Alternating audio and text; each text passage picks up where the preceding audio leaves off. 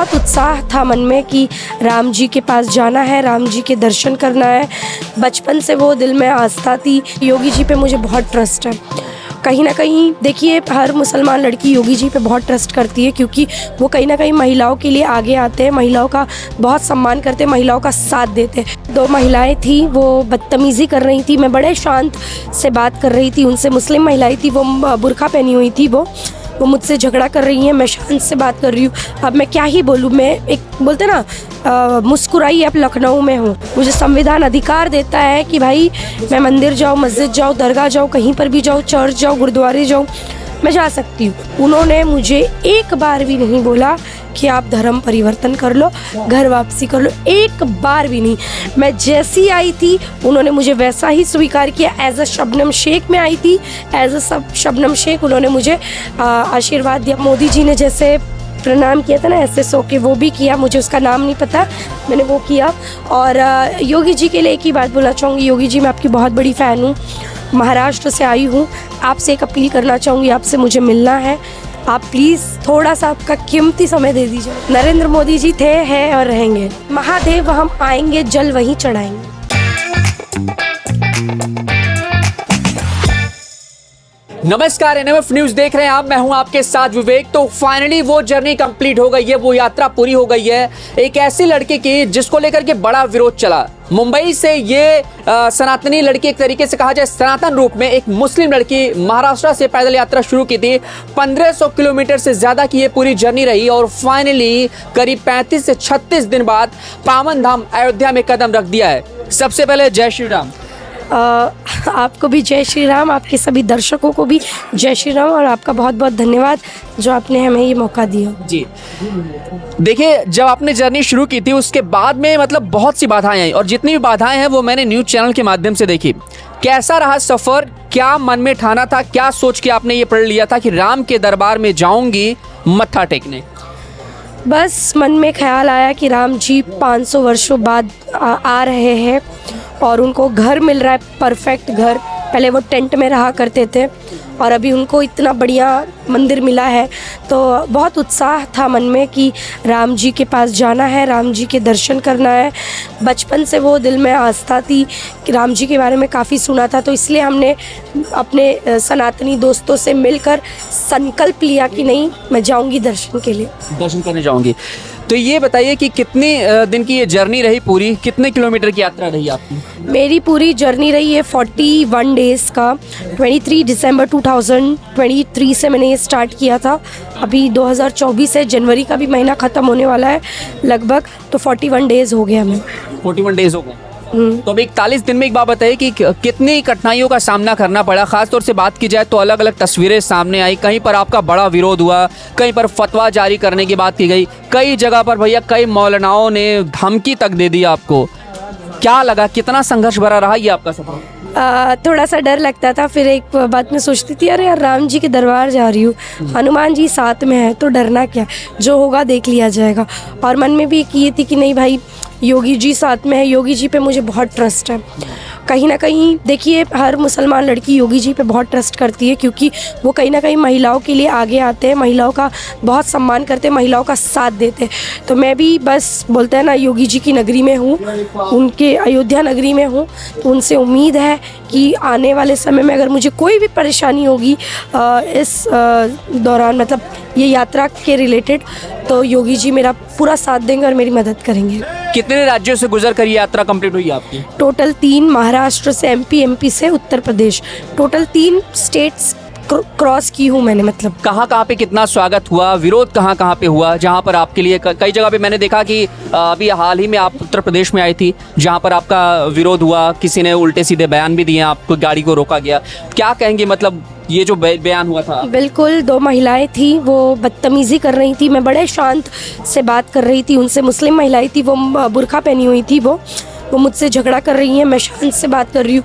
अब मैं क्या ही बोलूँ। मैं एक बोलते ना, मुस्कुराई अब लखनऊ में हूँ। मैं ऐसी हूँ कि भाई मर्यादा में रहिए, हम ये अयोध्या में हैं। तो मैं मर्यादा में रह के बहुत आराम से बात कर रही थी, लेकिन उसने पूरी मर्यादा तोड़ी अपनी, बहुत उल्टा सीधा बोला। मुझे बोला तू जहन्नुम में जाएगी, तू मरेगी, तेरे साथ ये होगा, तेरे साथ वो होगा, तूने शिर्क किया है, तू ऐसी है वैसी है। मैं शांति से सुनती रही।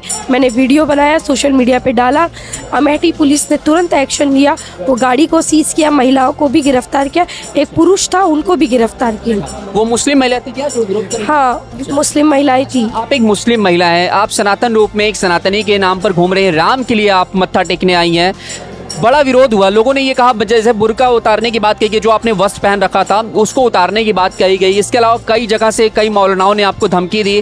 क्या कहेंगे उन मौलानाओं के लिए, उन देश विरोधियों के लिए, और ख़ास तौर से जो हमारे सनातन धर्म का विरोध कर रहे हैं? एक तरफ बात होती है गंगा जमनी तहजीब की, एक तरफ इन जैसे लोगों की वजह से जो है देश में तमाम चीज़ें बिगड़ रही हैं। क्या कहेंगे जिन्होंने आपको धमकी दी, उन धमकी वालों के लिए क्या कहेंगे?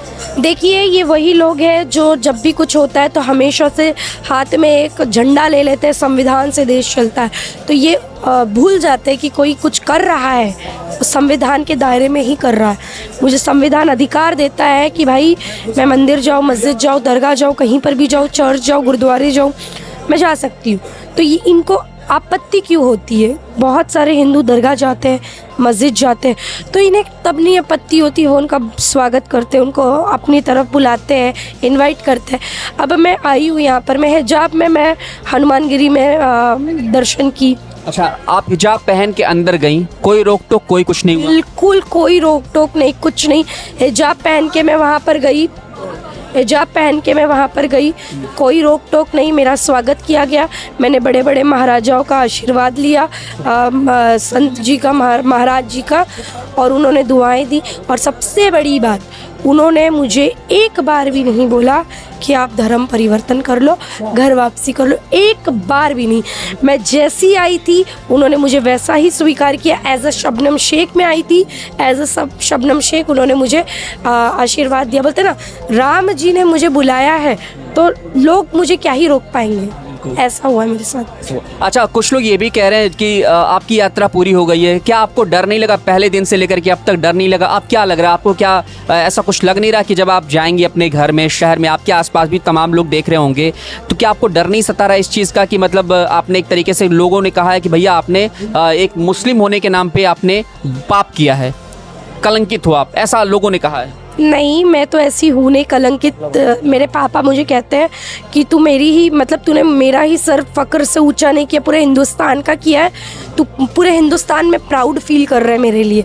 तो मुझे ऐसे लोगों से कोई मतलब नहीं है। मैं घर में जाऊँगी, मैं एक आम लड़की हूँ, मैं कोई सेलिब्रिटी हूँ नहीं, मैं आम लड़की हूँ, अपनी साधारण ज़िंदगी जीऊँगी जैसे मैं जीती थी, हंसती थी, खेलती थी, घूमती थी।